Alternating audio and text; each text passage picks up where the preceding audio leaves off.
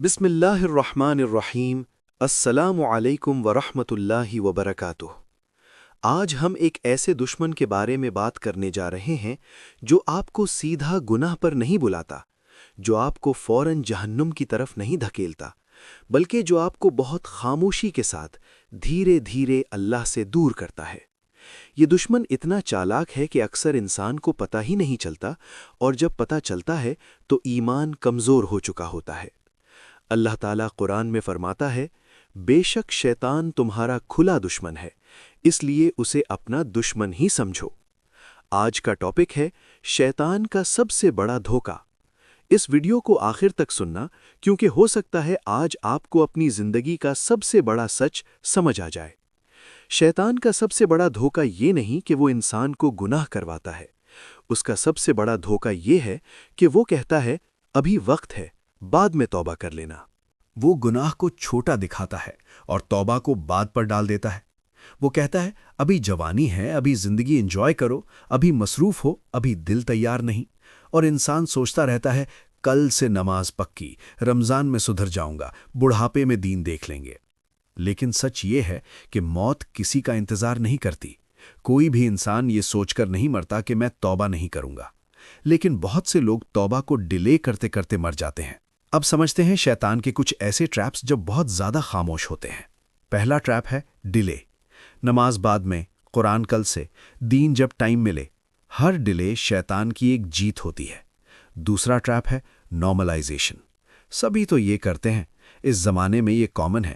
جب گناہ نارمل لگنے لگے تو ایمان خطرے میں ہوتا ہے۔ تیسرا ٹریپ ہے گلٹ۔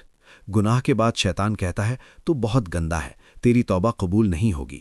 یہ بھی شیطان کا جھوٹ ہے، کیونکہ اللہ کی رحمت ہر گناہ سے بڑی ہے۔ چوتھا ٹریپ ہے کمپیریزن۔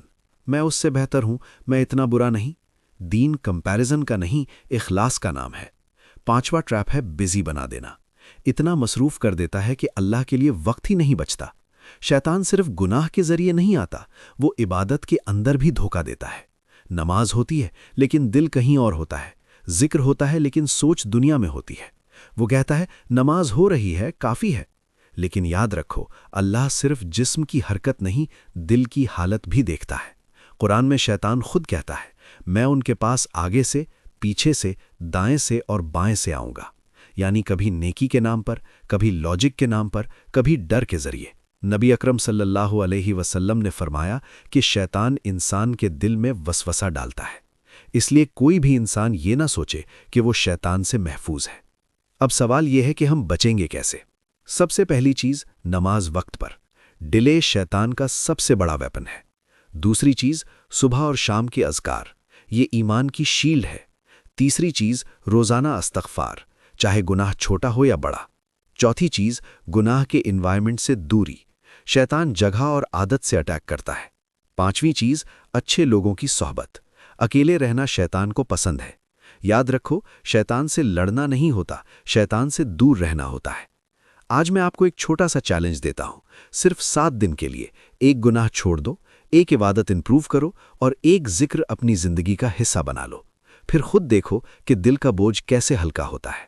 آخر میں دعا ہے، یا اللہ ہمارے دل کو اپنی یاد سے زندہ فرما، ہمارے ایمان کو مضبوط کر اور ہمیں شیطان کے ہر دھوکے سے بچا لے۔ آمین یا رب العالمین۔